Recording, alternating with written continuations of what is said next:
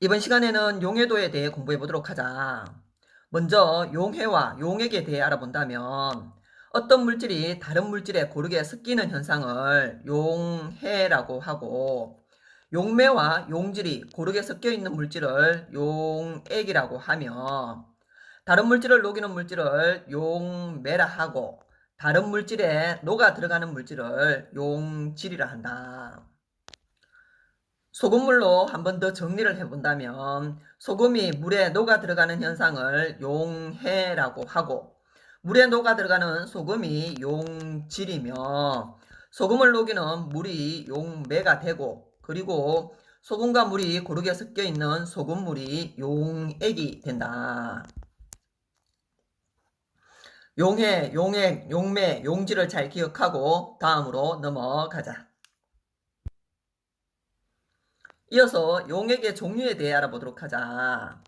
용액에는 포화용액, 불포화용액, 그리고 과포화용액이 있다.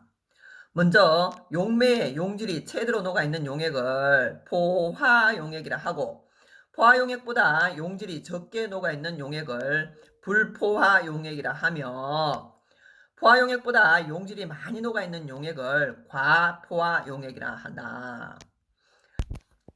이 과포화용액은 포화용액보다 용질이 많이 녹아있다 보니 불안정한 상태로 시간이 지나면 석출이 일어나게 된다. 용액의 종류를 잘 기억하고 다음으로 넘어가자. 이어서 용해도에 대해 알아보도록 하자. 용해도는 어떤 온도에서 용매 100g에 최대로 녹을 수 있는 용질의 그람수를 용해도라고 한다. 이때 주의할 사항은 용해도는 용액 100g에 최대한 녹아있는 용질의 그람수를 얘기하는 게 아니라 물과 같은 용매 100g에 최대로 녹을 수 있는 용질의 그람수를 얘기한다는 사실을 반드시 기억해야 한다.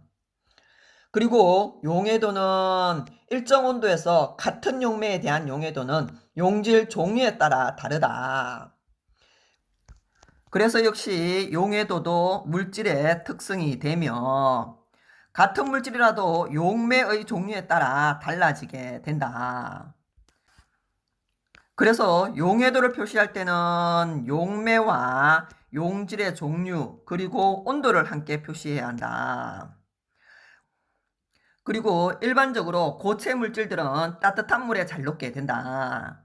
그래서 고체의 용해도는 온도가 높을수록 증가하게 되고 압력의 영향은 거의 받지 않는 반면, 기체는 용매의 온도가 높아지게 되면 분자 운동이 활발하여 날아가게 된다.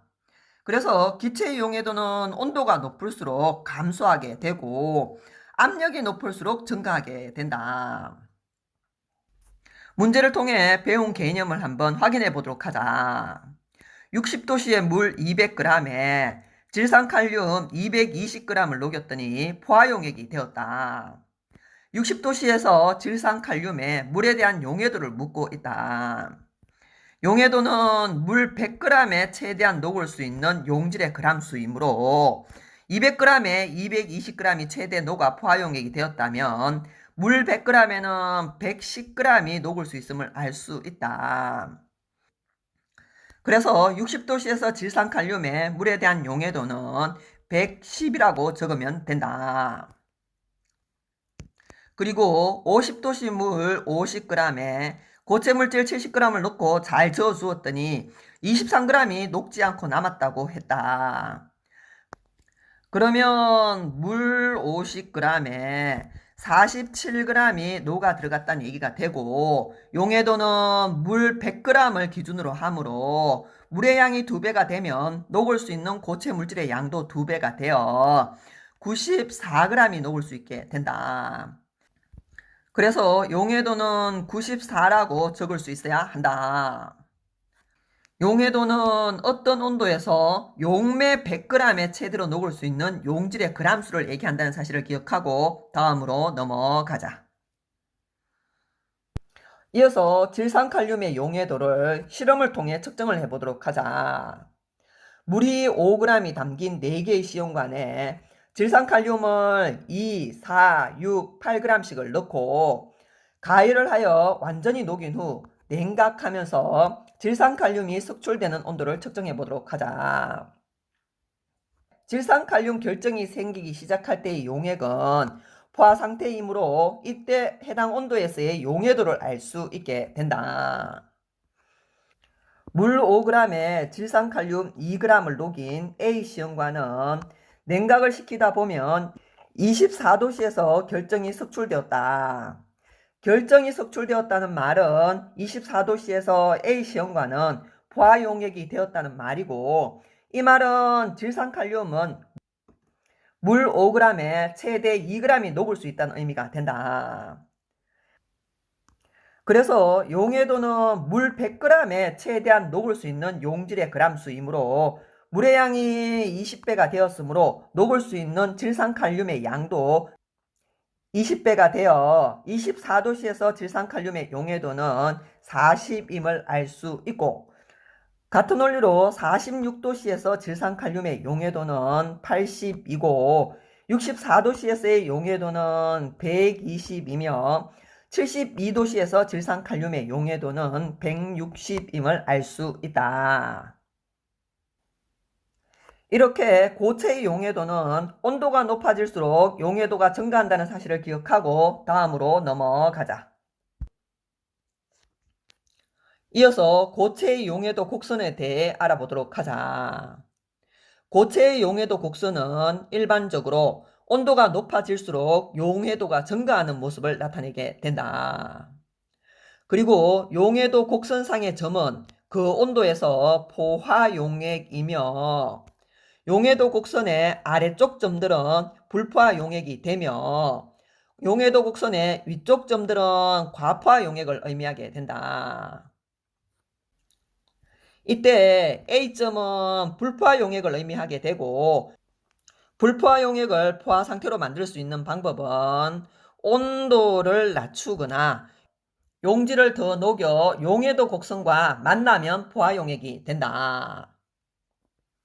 그리고 용해도 곡선의 기울기가 클수록 온도에 따른 용해도 변화가 크다는 의미가 되고, 포화용액을 냉각했을 때 석출되는 결정의 양이 많아지게 된다. 그리고 석출되는 용질의 양을 계산할 때는 처음 녹아있던 용질의 양에서 냉각 온도에서 최대로 녹을 수 있는 용질의 양을 빼서 계산할 수 있다는 사실을 기억해 주기 바란다.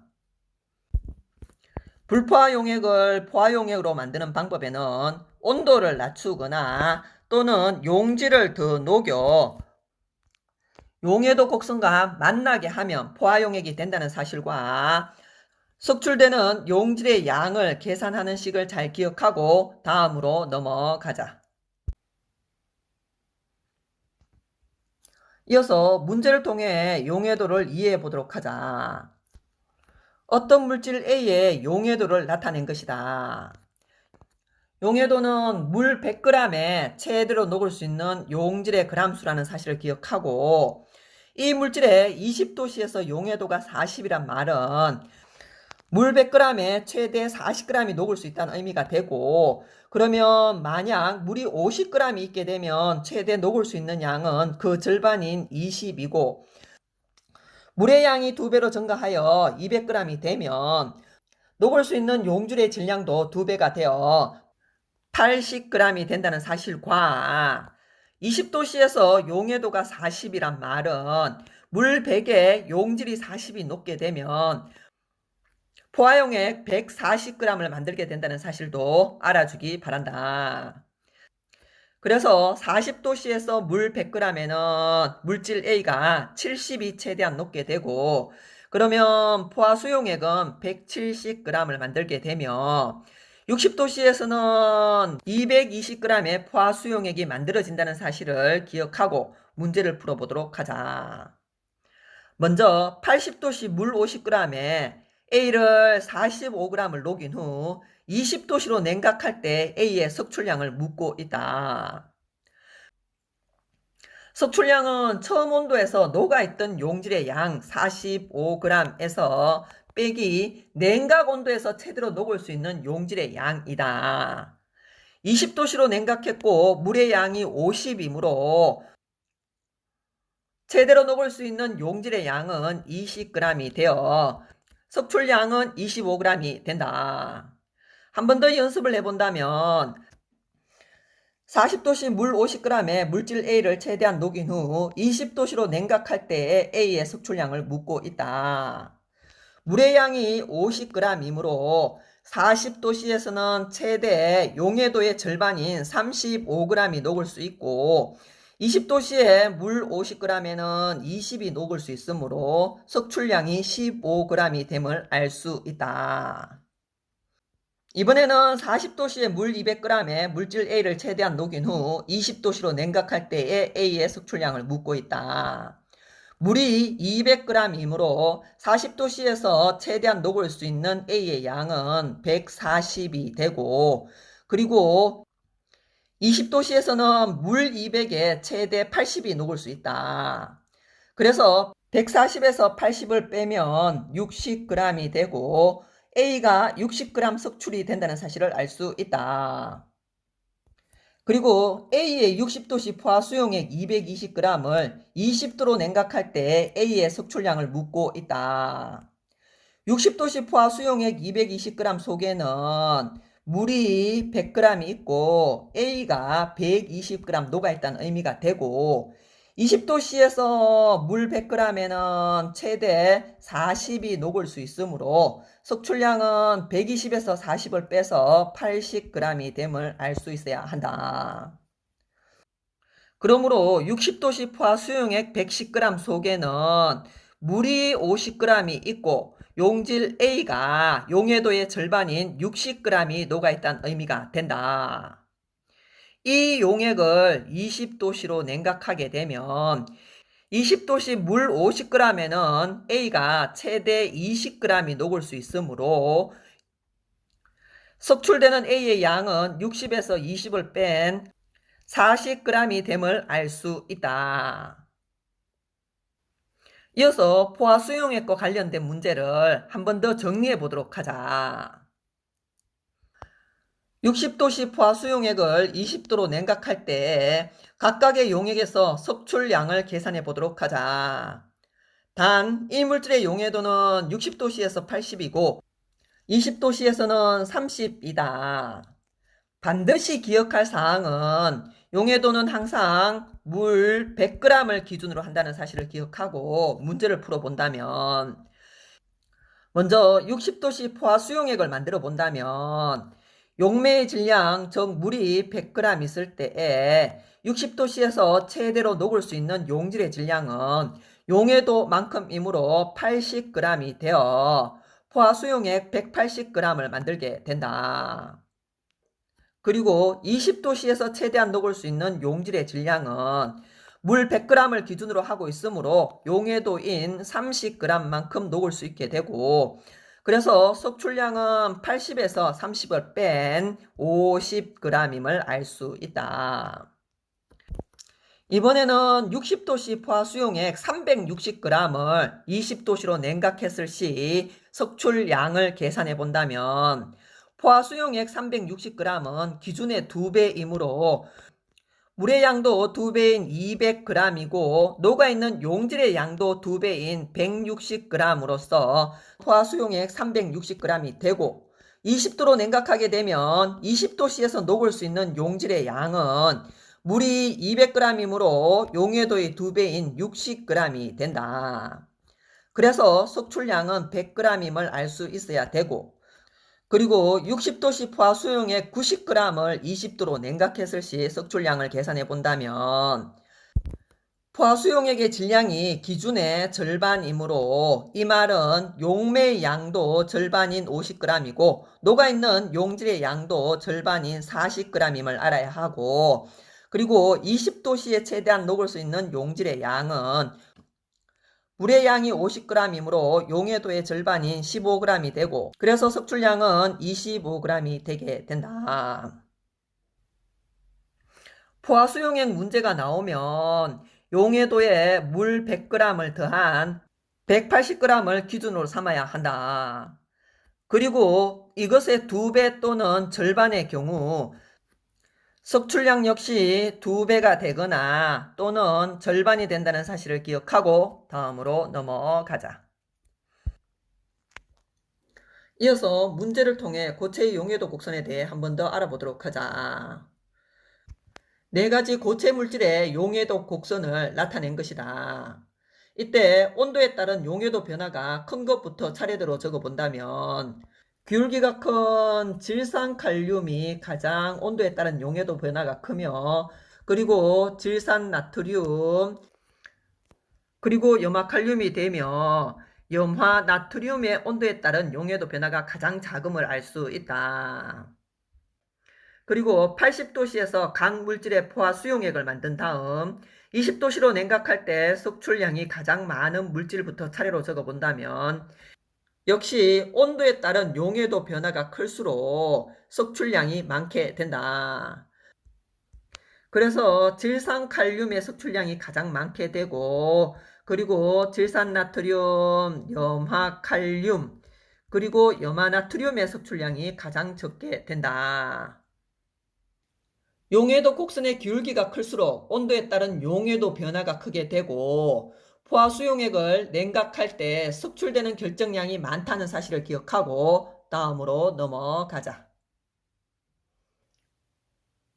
이어서 기체의 용해도에 대해 알아보도록 하자. 기체의 용해도는 온도와 압력의 영향을 받게 된다. 이때 기체의 용해도는 온도가 낮을수록 압력은 높을수록 증가하게 된다. 그래서 그래프를 살펴보게 되면 온도와 기체의 용해도는 반비례 관계이고, 그리고 압력과 기체의 용해도는 비례 관계임을 알 수 있다.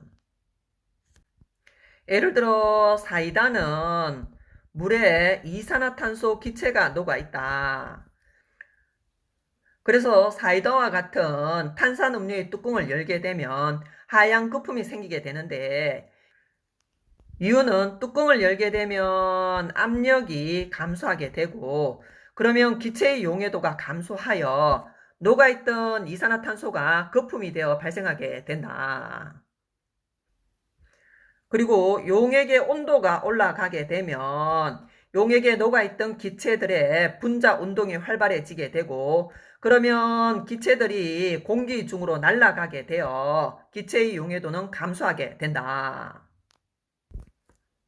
그래서 기체의 용해도는 온도는 낮을수록 압력은 높을수록 증가한다는 사실을 기억하고 다음으로 넘어가자.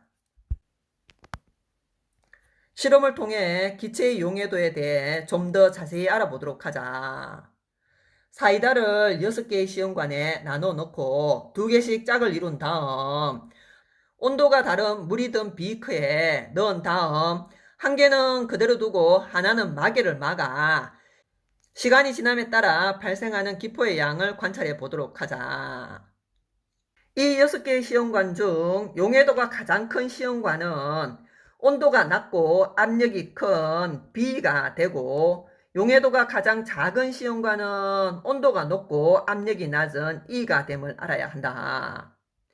그래서 시간이 지났을 때 발생하는 기포가 가장 많은 시험관은 용해도가 작은 E가 되고, 그리고 기포가 가장 적게 발생하는 시험관은 용해도가 큰 B가 됨을 알아야 한다.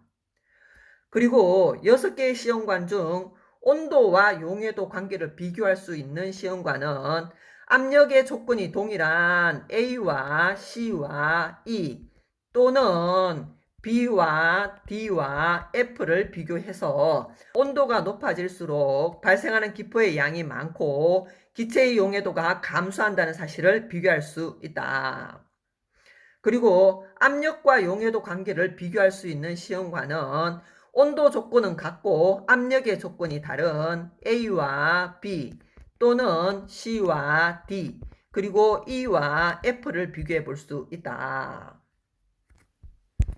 예를 들어 AB 시험관에서 압력이 큰 B 시험관에서 발생하는 기포의 양이 적음을 통해 압력이 클수록 기체의 용해도가 크다는 사실을 알아낼 수 있게 된다. 그래서 탄산음료를 맛있게 먹으려면 온도는 낮게, 차게 보관을 해야 되고, 그리고 압력은 높게, 마개를 꼭 닫아 보관을 해야 기체의 용해도가 증가하여 이산화탄소 기체가 날아가지 않게 되고, 그래서 탄산음료를 맛있게 먹을 수 있게 된다. 이번에는 기체의 용해도와 관련된 현상들에 대해 알아보도록 하자. 수돗물을 끓이게 되면 수돗물 소독을 위해 넣어준 염소 기체의 용해도가 감소하므로 소독약 냄새가 없어지게 된다.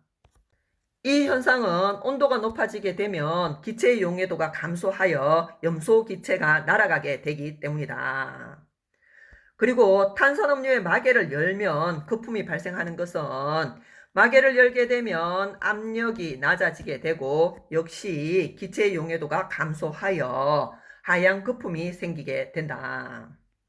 그리고 깊은 바닷속에서 갑자기 수면 위로 올라오게 되면 잠수병에 걸리게 되는데 깊은 바다에 있던 잠수부가 물 위로 갑자기 올라오게 되면 수압적 압력이 낮아지게 되고 그러면 혈액 속에 녹아있던 질소 기체가 빠져나와 기포를 형성하여 혈관을 막음으로 잠수병에 걸릴 수 있게 된다.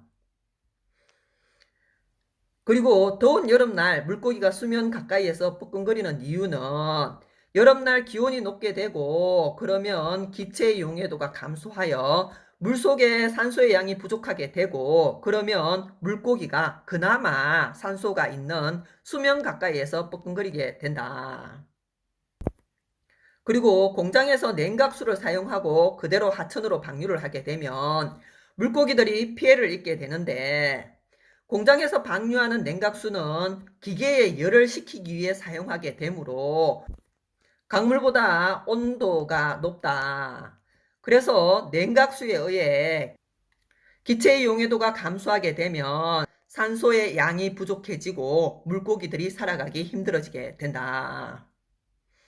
온도가 높아지거나 압력이 낮아지게 되면 기체의 용해도가 감소하게 된다는 사실을 잘 기억해 주기 바란다. 여기까지 해서 용해도에 대한 강의를 마무리하기로 하자.